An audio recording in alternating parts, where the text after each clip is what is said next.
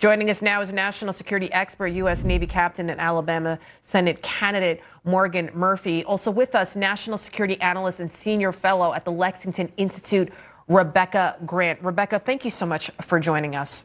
Well, both of you for joining us. Rebecca, I want to start off with you first, though. Ladies first.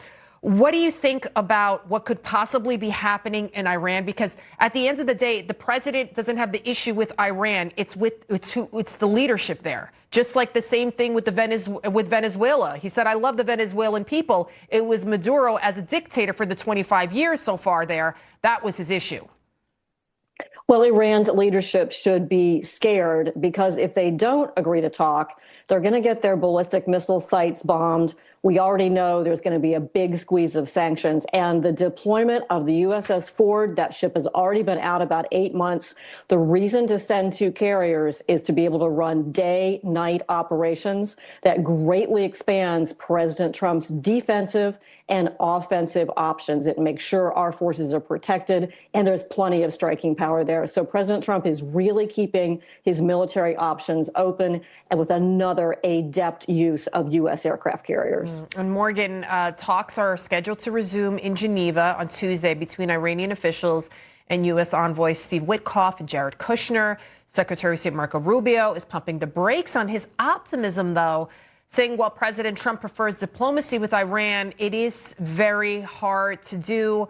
What is your take on what's happening there? The fact that you had the aircraft carrier there, based on what Rebecca just said as well?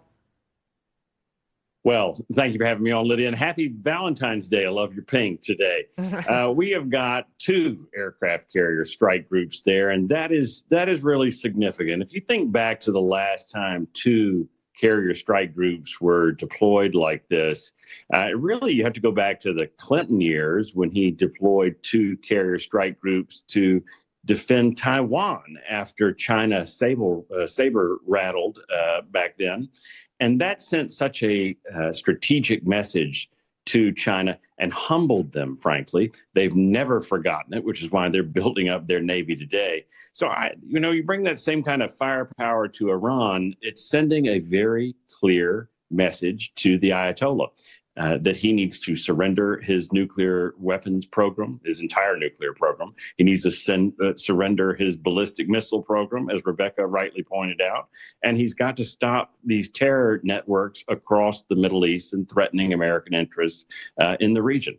And those are very clear. The president, I do not think, is going to back down from any of those.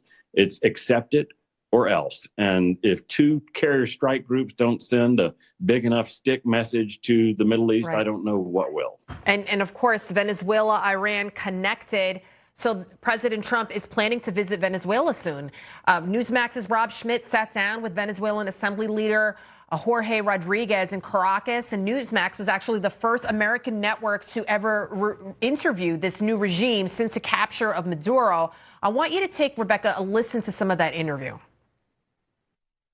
Realmente con una gran madurez. So the country has been incredibly mature about it. Even though it was a highly traumatic event which took place, the government of Del Cielo Ina Rodriguez is actually looking for that, to stabilize the country completely and to make it all good and reconcile everybody, all the population of Venezuela.